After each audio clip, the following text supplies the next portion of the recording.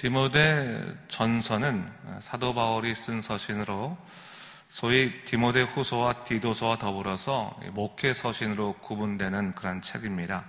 시기적으로는 약 AD 63년경에서부터 65년경에 쓰였다 이렇게 알려져 있는데, 이 시기는 사도 바울이 1차적으로 로마에 감금되어 있다가 석방이 됩니다. 석방되고 나중에 2차적으로 이제 감금이 되는데, 그 사이에 있었던 그런 일이다라고 볼 수가 있겠습니다. 이때 사도 바울은 소아시아 및 마게도니아 지방을 순방하면서 그가 세운 교회들을 격려했는데, 본서신은 마케도니아에서 기록된 것으로 알려져 있습니다. 로마 감옥으로부터 석방된 사도 바울이 소아시아 교회를 돌아보던 중에 에베소에서 디모데를 만납니다. 그때 사도 바울은 당시 이단의 문제로 인해서 여러 가지 혼란을 겪고 있었던 에베소 교회를 위해서 이 젊은 목회자인 디모데를 남겨놓고 그들을 지도하도록 그렇게 요청을 합니다. 그리고 나서 자기는 마게도냐로 떠나서 이제 마게도냐인 교회들을 순방하는데 마음이 안타까운 겁니다. 저 에베소 교회가 어떻게 바로 설 수 있을까 걱정하면서, 또 젊은 디모데가 그 에베소 교회 문제들을 다 감당할 수 있을까 이렇게 또 걱정하던 중에 보낸 편지가 바로 이 디모데 전서라 볼 수 있겠습니다.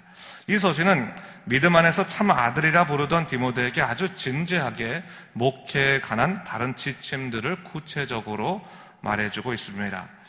우리가 이미 이제 1장을 다루었죠. 1장을 다루었는데 1장에서는 에베소 교회를 흔들던 이단에 관해서 경계할 것을 사도 바울이 이야기하고 있고, 본장에서는 교회를 목회함에 있어서 가장 기본적인 그런 신앙 활동인 공중 예배, 회중 예배, 이 예배 가운데 일어날 수 있는 일들에 대해서 오늘 얘기하고 있는 겁니다. 여러분, 교회 공동체에 있어서 가장 기본적인 모임이 바로 예배 아니겠습니까? 회중들 예배. 오늘도 우리가 새벽 기도에 나서 함께 예배 드리고 있고, 또 주일날에도 또 수요일날에도 이렇게 예배 드리고 있는데, 사도 바울은 교회가 바로 서기 위해서는 예배가 바로 서야 된다고 생각한다는 거예요. 그러니까 삶의 예배 말고 공중적인 우리 예전적인 예배가 바로 서야 된다라고 생각했습니다. 그래서 오늘 본문의 내용들이 산발적으로 흩어져 있는 것 같지만 사실은 공중 예배라고 하는 하나의 주제 안에서 지금 이제 벌어지고 있는 겁니다. 여러분, 오늘 이 본문의 말씀, 특별히 디모데 전후서를 보면서 우리가 좀 생각해야 될 것은 뭐냐면, 요즘 교회가 옛날에 초대교회는 완전했었는데 요즘 교회가 참 이상해졌다 이렇게 생각하기 쉬운데 그렇지 않습니다. 사람 모인 공동체는 옛날이나 지금이나 다 똑같습니다. 교회라고 하는 공동체는 사실 사람들의 공동체이기 때문에 사실 여러 가지 실수가 있고 또 어려움이 있고 또 부족함이 있습니다. 중요한 것은 뭡니까? 그 부족함을 예수 그리스도 안에서 해결해 가면서 하나님이 보시기 좋은, 하나님께서 기뻐하시는 교회로 바로 세워져 가는 것 자체가 중요한 겁니다. 여러분, 교회 다닐 때 항상 생각할 게 뭐냐면, 교회 부족함들, 특별히 행정적이고 또 사람적인 부족함을 보고 신앙생활을 하려고 하면요, 신앙생활 자체를 할 수 없는 겁니다. 여러분, 우리는 사람을 보는 공동체가 아니라 예수 그리스도를 바라보는 공동체라는 것을 항상 잊지 말아야 되는 거예요. 사람의 부족함을 품어 안아야 되는 것도 있는 것이고, 또 교회에 있는 행정적이고 여러 가지 부족함들은 또 끌어안거나 또 내가 들어가서 함께 더불어 이 부분들을 해결할 수 있는 그런 모습들이 있어야 된다라고 하는 것을 얘기하고 있는 거죠. 오늘 본문도 그런 차원에서 좀 보시면 조금 더 잘 이해되실 것 같습니다. 본장을 보게 되면요, 몇 가지 이제 주제들이 있습니다. 또 이 공중 예배에 있어서 특별히 회중 기도에 관한 부분들을 오늘 먼저 얘기하고 있는데, 기도의 내용이 뭔가, 기도의 방법은 어때야 되는 것인가, 또 기도자들끼리 혹은 예배자들끼리 일어날 수 있는 교회의 갈등들은 무엇이 있을까, 그 부분들을 하나하나씩 지금 사도 바울이 설명하고 있는 것을 볼 수가 있습니다. 우선적으로 제가 1절을 읽도록 하겠습니다. 그러므로 내가 첫째로 권하노니 모든 사람을 위하여 간구와 기도와 도고와 감사를 하되 라고 말하고 있습니다. 기도에 관한 교훈입니다. 좀 더 구체적으로 말한다면 예배 중에 있을 수 있는 회중 기도에 관한 교훈이라고 볼 수 있는데, 사도 바울은 우선적으로 기도에 관해서 말하되 모든 사람을 위하여 간구와 기도와 도고와 감사를 하라 그렇게 말하고 있습니다. 기도는 무엇인가? 하나님께 드리는 것이지만 결국 모든 사람을 위해서 함께 우리가 중보하고 함께 간구하고 함께 기도하는 것이 바로 온전한 기도가 되어야 된다라고 하는 것을 얘기하고 있는 것이죠. 아마도 에베소 교회에서 기도할 때 이런 문제가 있었던 것 같습니다. 기도할 때 기도의 내용 갖고 자꾸 문제가 있었던 것 같아요. 저게 기도냐? 설교냐? 저게 훈계냐? 아니 자기 주장이냐? 그런 것들이 있을 수 있어요. 오늘날도 마찬가지 아니겠습니까?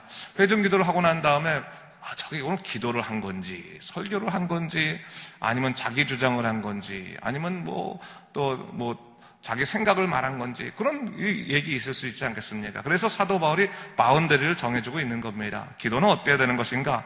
간구한 것이다. 하나님께 온전히 간구하고 또한 마음을 다하고 도구라고 하는 것은 뭡니까? 중보기도를 말하는 거죠. 오늘날 말하는 다른 사람을 위해서 기도하고 또 감사의 표를 하는 것이다. 그것이 회중기도의 기본이 되어야 한다라고 말하면서 오늘 2절에 보니까 그러면서 임금들과 높은 지위에 있는 모든 사람을 위하여 기도하라라고 이야기하고 있는 것을 볼 수 있습니다. 자, 모든 사람을 위하여 기도하라라고 하는 말을 1절과 2절에서 동시에 쓰고 있는데 이것은 결국 뭐냐면 기도에는 기도라고 하는 것은 특정적인 사람들만을 위해서 하는 것이 아니라 결국 하나님의 주권 안에 있는 모든 피조세계에 이 하나님의 놀라신 능력들이 다 전해져야만 하는 것이다라고 하는 것을 얘기하고 있는 것이거든요. 사실 당시에 기독교는 로마의 공식적인 인정을 받지 못하고 있는 그런 종교 아니었습니까? 그래서 핍박이 있었고요. 또 공격이 있었습니다. 그럼에도 불구하고 사도 바울은 기도함에 있어서 나라를 위한 기도, 정세자를 위한 기도를 요청하고 있는 것을 볼 수 있습니다. 그리고 그 이유에 대해서 우리가 모든 경건과 단정함으로 고요하게 평안한 생활을 하기 위해서다라고 이야기하고 있는 것을 볼 수 있죠. 여러분, 기도의 범위가 어디까지일까? 여러분, 우리가 나라를 위한 기도, 정세자를 위한 기도라고 할 때 항상 주의해야 될 것이 뭐냐면 이것이 정치를 위한 기도가 아니에요. 정치적인 기도가 아닌 겁니다. 자기의 정치성을 갖고 기도하는 것이 나라를 위한 기도가 아니라 나라를 위한 기도라고 하는 것은 그 나라를 하나님께 맡겨드리는 기도를 말하는 겁니다. 맡겨드리는. 여러분, 가정을 위한 기도는 뭡니까? 가정을 하나님께 맡겨드리는 기도를 할 때 가정을 위한 기도입니다. 내 자신을 위한 것도 마찬가지입니다. 나를 하나님께 맡겨드리는 기도가 사실 우리 개인을 위한 기도입니다. 근데 우리는 막상 내가 원하는 것들을 다 정해놓지 않습니까? 1번부터 10번까지 다 정해놓고 난 다음에 하나님 이거 들어주십시오. 2번입니다. 3번입니다. 4번입니다. 이렇게 하는 것은 바람직한 기도의 행위는 아닌 것이라고 하는 거죠. 나라를 위한 기도도 마찬가지입니다. 하나님께 그 나라를 맡겨드림으로 해서 그 나라를 하나님께서 다스릴 수 있도록 통치하실 수 있도록 우리가 주님을 바라보는 것, 그런 기도가 필요하다. 그래야지만 우리가 진정으로 어떠한 어려움 속에서도 흔들리지 않고 믿음 생활할 수 있다라고 하는 것을 얘기하고 있는 겁니다. 여러분, 기도의 범위를 넓히셔야 됩니다. 넓히셔야 됩니다. 여러분, 우리가 남을 위한 중보기도 할 때도 마찬가지죠. 사람을 위해서 중보기도 하다가 하나님 저분을 위해서 기도합니다. 저분을 위한 기도합니다. 그래서 기도하다가 딱 어떤 분 가면 하나님 저는 이 사람을 위해서 기도하고 싶지 않습니다. 넘어갑니다. 저 사람입니다. 이렇게 할 수도 있어, 솔직히 우리 마음적으로는. 근데 그게 아니라는 거예요. 모든 사람을 위해 하나님께서 내게 맡겨주신, 기도하라고 맡겨주신 모든 사람을 위해서 기도하라고 하는 겁니다. 내가 좋아하는 사람만 기도하는 것이 아니라 모든 사람들이 예수 안에서 서 있도록, 때로는 나를 괴롭히고 힘들게 하는 사람이라 할지라도 하나님께 그를 맡겨드림으로 인해서 하나님께서 그를 더욱더 크신 사람으로 사용하실 수 있도록 더 내가 무릎 꿇어 기도할 수 있다면 기도의 범위가 넓어지는 것 아니겠습니까? 그런 차원에서 사도 바울이 지금 기도의 권고를 하고 있는 것을 볼 수가 있습니다. 그러면서 결국 기도란 것이 뭐냐? 하나님을 드러내는 것이다. 4절과 5절에 보니까 하나님은 모든 사람이 구원을 받으며 진리를 아는 데 이르기를 원하시느니라. 하나님은 한 분이시요 또 하나님과 사람 사이의 중보자도 한 분이시니 곧 사람이신 그리스도 예수시라 말하고 있어요. 여러분, 결국 예배라고 하는 것은 뭔가 예수 그리스도를 중심으로 해서 하나님을 경험하는 것이 바로 예배입니다. 기도도 마찬가지죠. 예수 그리스도의 이름으로 우리가 하나님께 나아갈 수 있도록 길을 열어주는 것이 참된 기도 아니겠습니까? 그렇다면 내 이름으로 기도하는 것이 아니라 예수의 이름으로 기도한다는 것을 항상 잊지 말아야 되는 거예요. 나는 죽고 예수가 사는, 나는 내 모든 생각들 내려놓고 예수님의 뜻대로 기도하고 예수님 뜻대로 믿음 생활하는 것이 참된 믿음 생활이다라고 하는 것을 얘기하는 거죠. 여러분, 신앙생활 할 때요, 자아가 점점 커지는 사람들이 있어요. 자아가. 여러분, 신앙생활은 자아가 커지는 것이 아니죠. 자아가 죽어가는 겁니다. 내려놓는 겁니다. 자아가 점점 작아지고 예수만 커지는 것이 신앙생활입니다. 그래서 여러분, 우리가 내 뜻대로 하는 것이 아니라 하나님 뜻대로 신앙생활하기 위해서 항상 내가 죽어야 될 것이 무엇인가를 위해서 기도해야 되는 겁니다. 하나님, 내가 무엇이 죽어야겠습니까? 그리고 내가 드리는 모든 예배 가운데 하나님만 높아지셔야 되지 않겠습니까? 항상 그것을 생각해야 되는 거예요. 그래서 여러분, 우리가 예배 중에서도요, 항상 기억할 것이 있어요. 하나님과 내 사이에 있는 내 사이에 어떠한 것도 침투하지 못하도록 영적으로 내가 주님만 온전히 바라볼 수 있는 훈련이 중요합니다. 예배 때도 그러지 않습니까? 앉아있는데 기도하는데 누가 회중 기도하는데 저 사람 내가 싫어하는 사람인데, 그럼 갑자기 마음이 확 바뀌지 않습니까?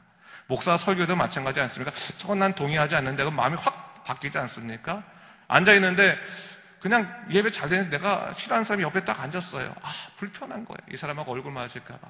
특별히 교회에서 사랑합니다, 축복합니다 하라고 한다면 그쪽으로는 얼굴을 또 돌리기 싫은 그런 마음도 우리에게 있지 않습니까?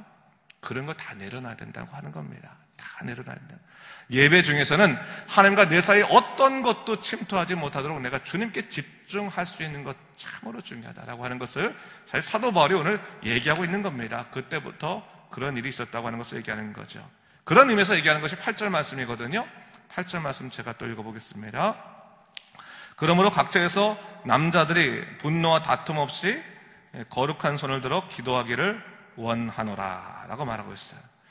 당시 공중 예배를 드릴 때 있었던 하나의 갈등을 배경으로 하고 있는 겁니다.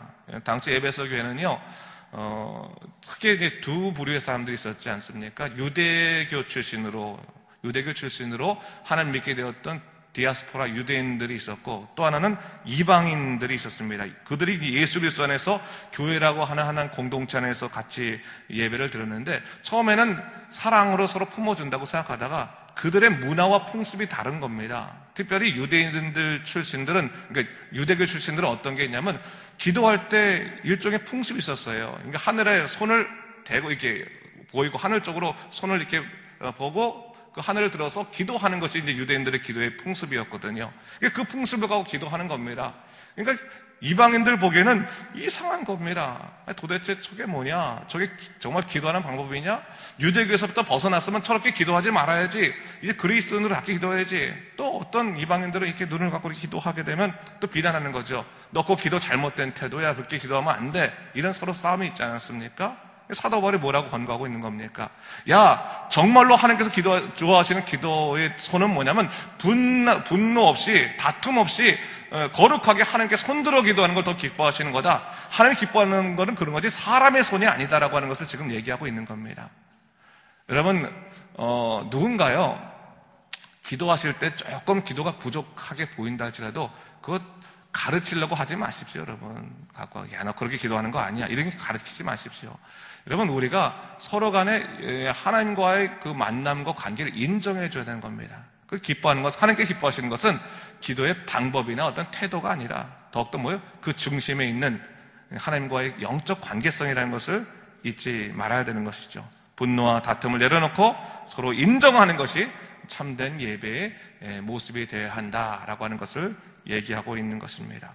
또 여기 보니까요, 여자들로 인한 문제가 있었다라고 얘기하고 있는 것을 볼 수 있어요. 이건 이제 당시 에베소 교회 상황들을 얘기하고 있는 건데, 공중예배 때 지나치게 자기를 드러내는 화려한 외모를 추구하는 자들이 있었던 것으로 보입니다. 무슨 얘기인지 아시겠죠?